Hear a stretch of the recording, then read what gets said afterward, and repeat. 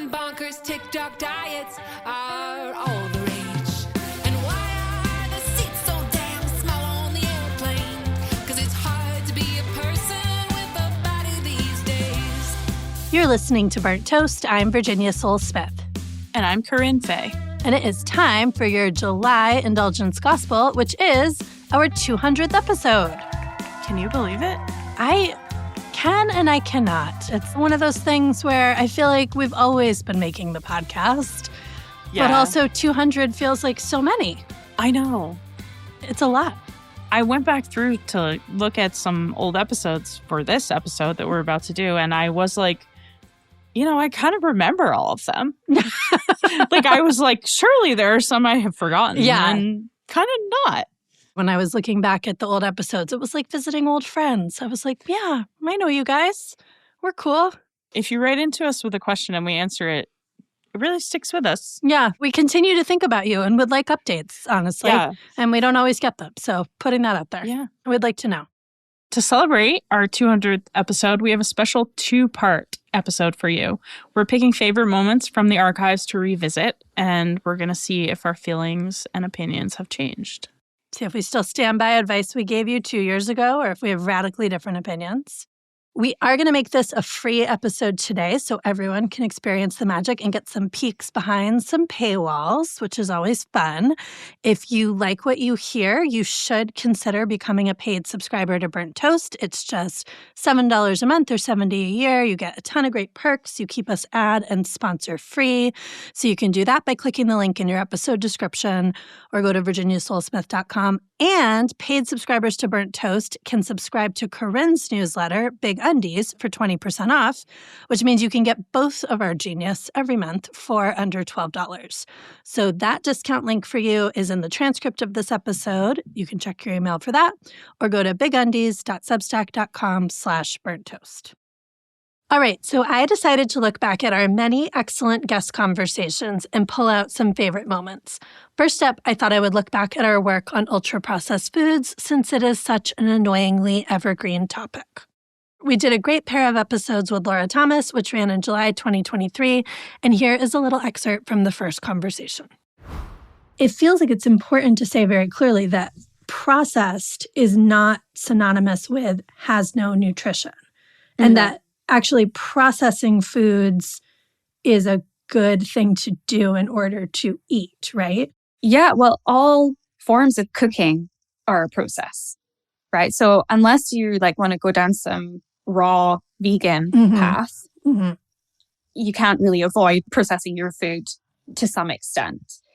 Now, advocates of Nova, I think, would say that's a bit of a red herring because what we're actually talking about is this additional level of processing, this ultra processing sort of phenomenon. But even within that category, I think there are merits to processing, even ultra processing our foods. One of the things that happens when we process food is we extend the shelf life of it. And that means that we are wasting less food overall, which I think we would all agree is probably a helpful thing. But industrial food processing, it reduces foodborne pathogens. It reduces microbes that would spoil food and make things like oils turn rancid faster. It also significantly cuts down on the time and labor that it requires to cook a meal. And I think that's, for me as a parent, and I know for you as well, that's huge. It's really everything, honestly, for me personally. I'm not saying it should be everything for everybody, but limiting the amount of time I spend cooking dinner is the thing that enables me to eat dinner with my family at night. But it's not just super privileged white women that have a lot of, nutrition knowledge, right, that benefit from ultra-processed foods. I'm also thinking about kids with feeding disorders that would struggle to get all the nutrition that they need without processed foods. I'm thinking about elderly or disabled people who can maintain a level of independence because they can quickly cook some pasta and throw an ultra-processed jar of pasta sauce on that and have a nourishing meal. Yeah. I'm thinking about pregnant people who otherwise might not be able to stomach eating because of morning sickness and nausea, which we know lasts forever, not just the yes. 4 day. Right. So there are so many groups of people that benefit from ultra-processed foods, and they just seem to be missing entirely from the conversation around these foods. So often there's this pressure of like, we have to just get poor people cooking more, get them cooking more. And it's like, okay, but if you live in a shelter, you don't have a kitchen. If you are crashing on a couch with family members, in a house with lots of different people, and it's not easy for you to get time in the kitchen.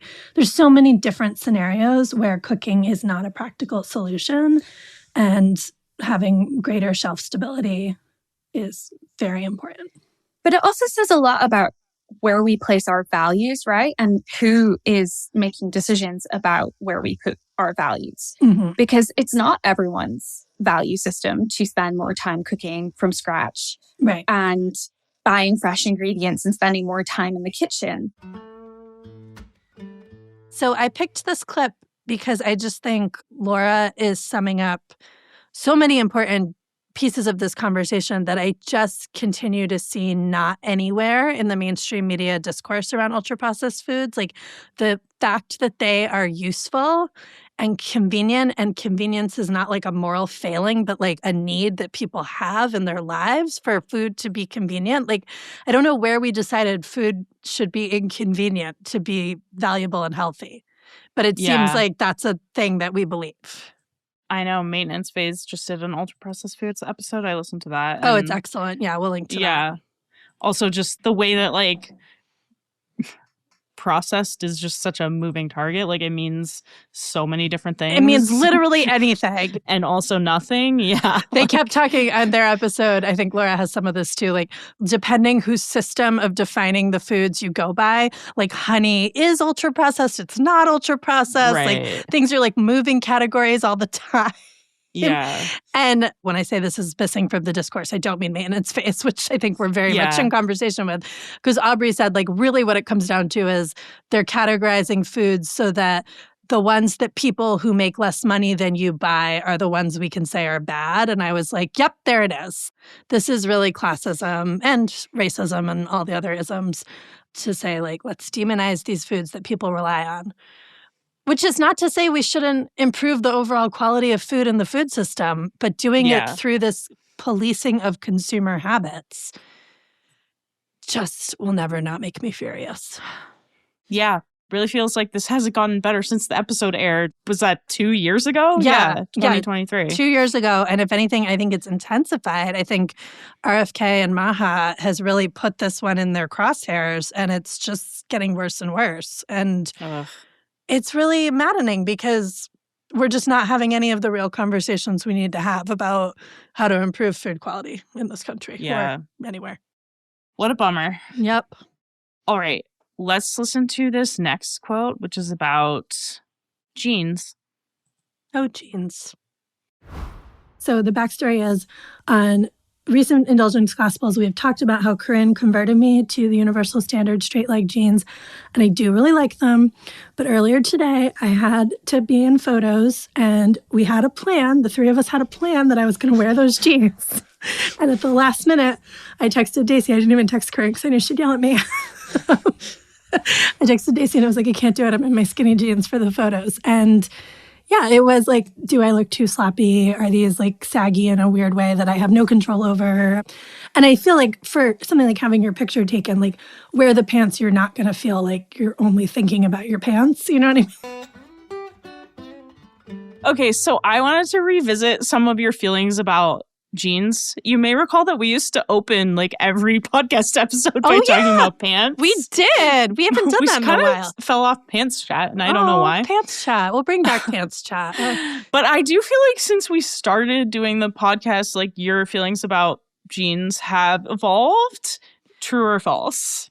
They have evolved. They definitely have. I mean, I still own a pair of emotional support skinny jeans, the same pair. When was the last time you wore them? I actually have not worn them very much at all. I did wear them 2 weeks ago under a shirt dress because it turned out to be colder than I thought. And I was like, oh, it's not a bare-legged dress day. So I put on skinny jeans under it. But I haven't worn them for any other reason in a really long time. And I will say I'm wearing my Gap straight leg jeans the most and the like baggier fit ones the most. So I do think I've evolved to embrace a more relaxed fit of jean, which does make it much easier to get jeans to fit your body. I still think the primary finding of jeans science was correct, that jeans are designed terribly, that fashion in general is terrible at fitting people's bodies, but particularly when it comes to fitting pants onto fat people, they're really bad at it. And so I think all the jeans are bad. But I will say if you can embrace a wider leg or like a more relaxed fit, you will have more options. Yeah, I think that's true. But I still cannot solve for the factor of if you wear a more relaxed fit, they will still stretch out when you wear them and they will be falling off you by the second day, if not later in the first day. And nobody has solved this. Nobody has fixed this.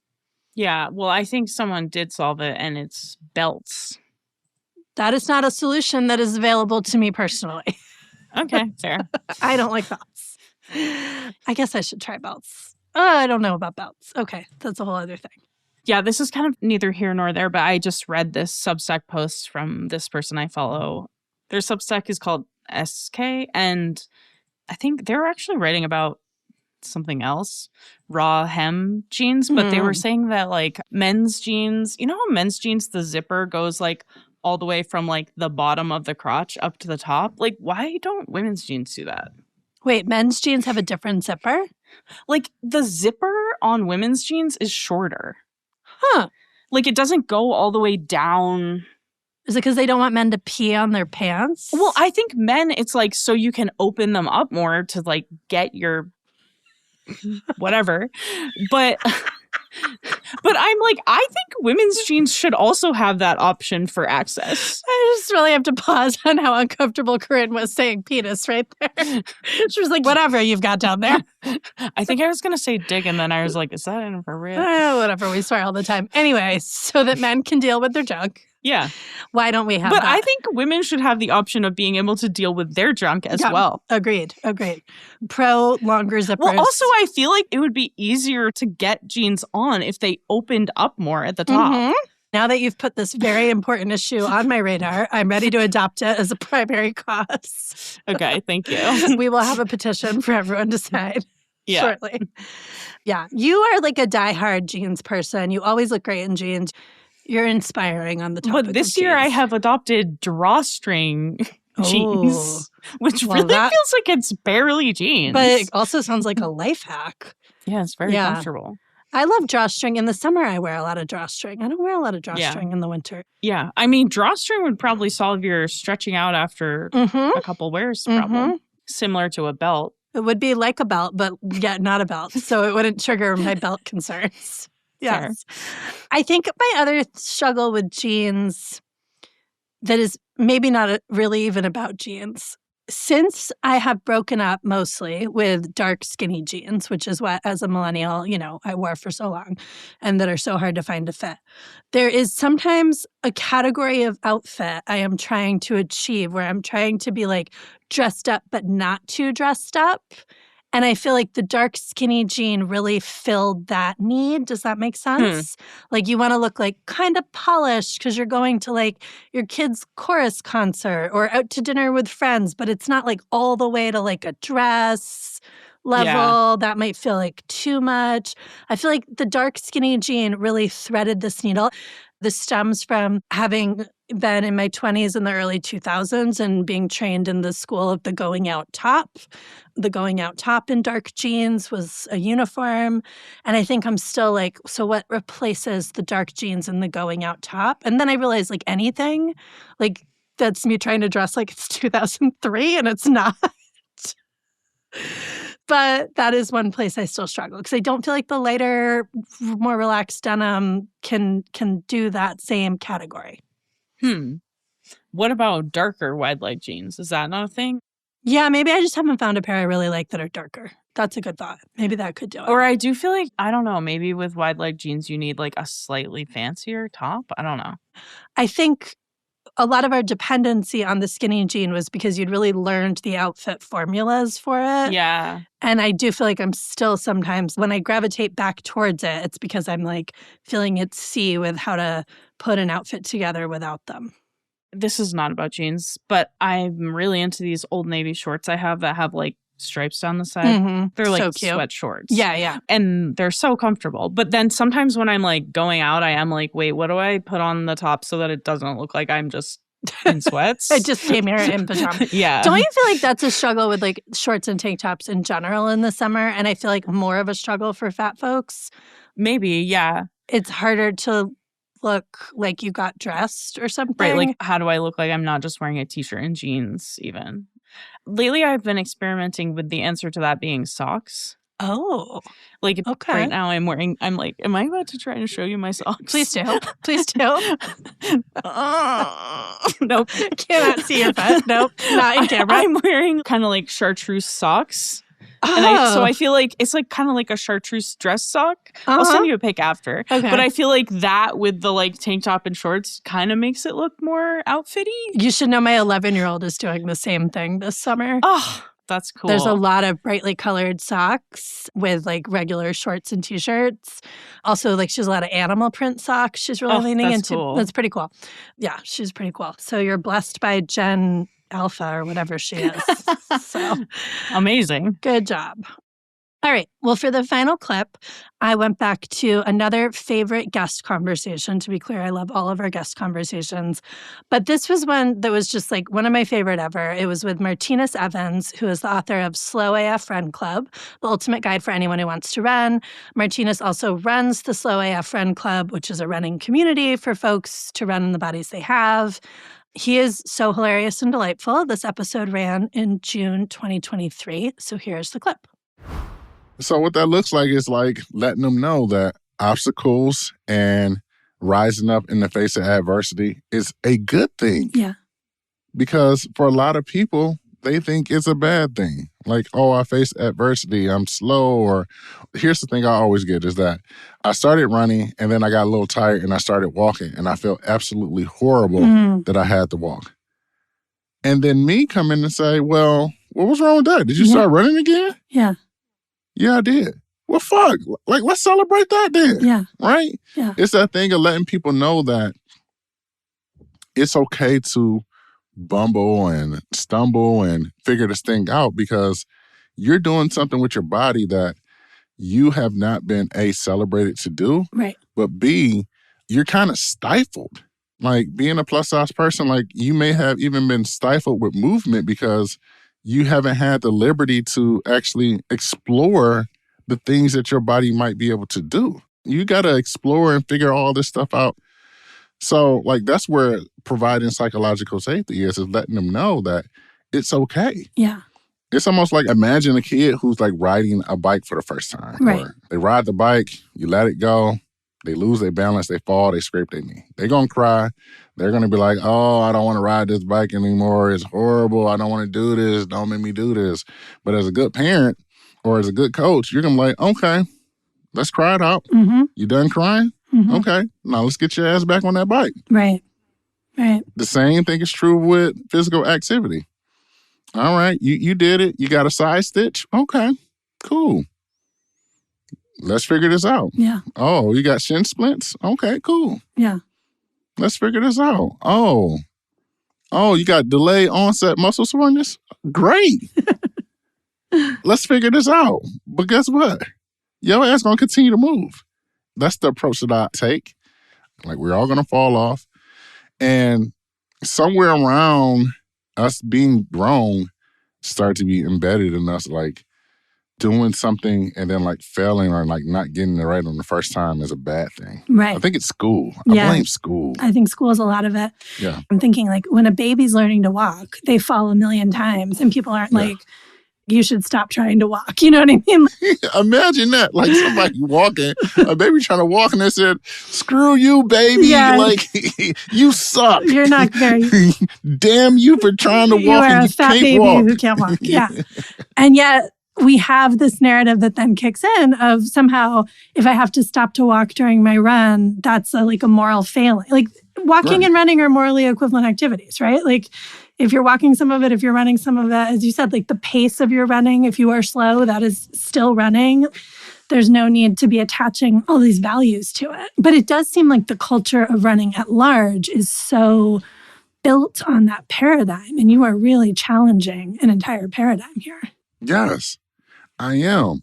Here's why.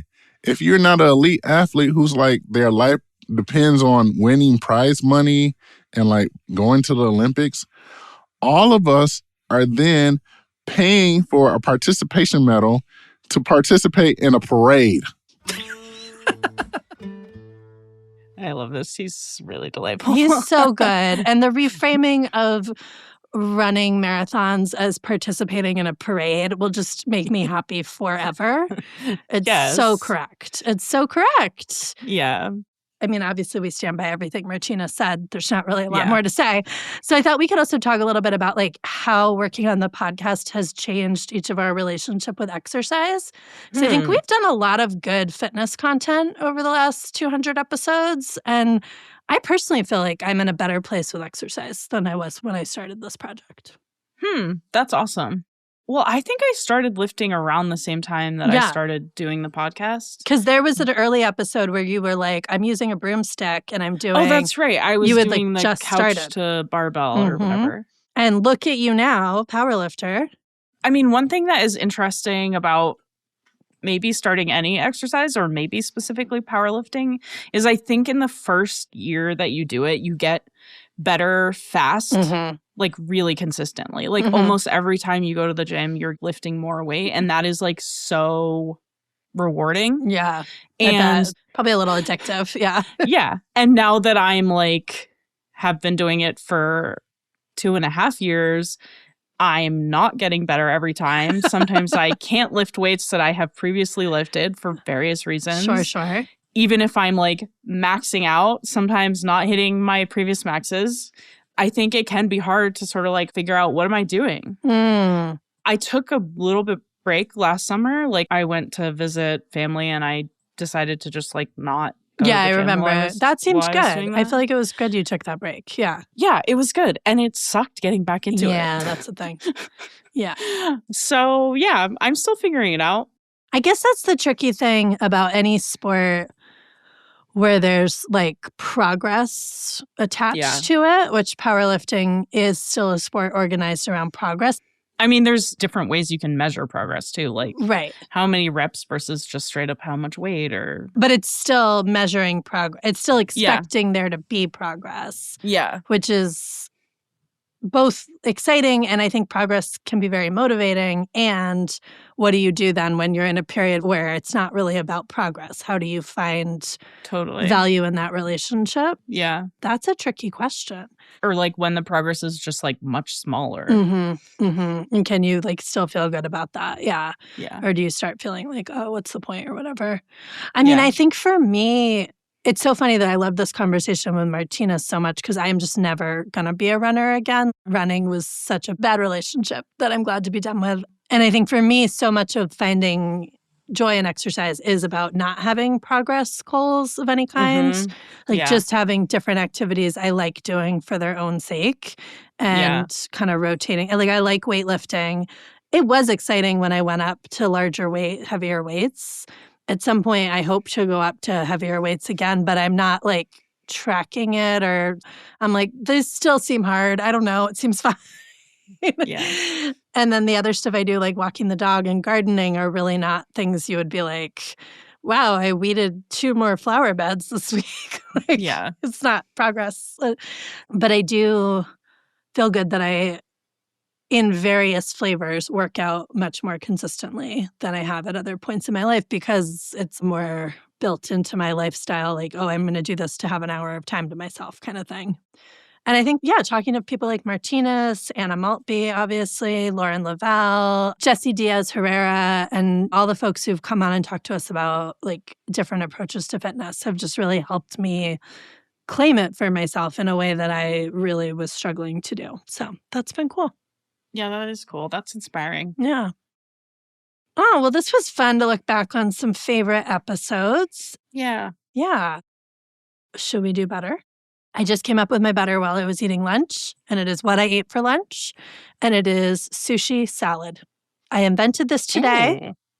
I had some leftover sushi, but it wasn't quite enough to be lunch by itself. So I chopped up the spicy tuna roll, like with the rice and everything, chopped it up into little chunks, and I put it over a bed of greens with I did some chopped bell peppers, some red onion, and then I kind of made up a fake spicy mayonnaise Asian-ish salad dressing. I'm not saying this is culturally authentic in any ways. I need to underscore that a lot. But it was such a good lunch. So That sounds really sushi good. salad is my better. And in general, I've been a big fan of leftovers plus salad as a lunch formula. Like a lot of leftovers lend themselves well to being a chopped ingredient in a good salad. And then it's like a new take. Like if you're someone who gets sick of leftovers, it's like a whole new experience. I'm also going to do a food. Great. We love a food better. I had some friends over for dinner earlier this week, and I made this Smitten Kitchen recipe. She calls it garlic lime steak and noodle salad. Oh, sold. And it's a really good like hot weather meal because it's like rice vermicelli that you just like basically dunk in hot water for a few minutes and can serve like cold room temp. Then you chop up like cucumbers and tomatoes and green beans, and then you make like a marinade that also doubles as a dressing that has like fish sauce, Yum. sugar, stuff like that, and grill some steak and put that on top.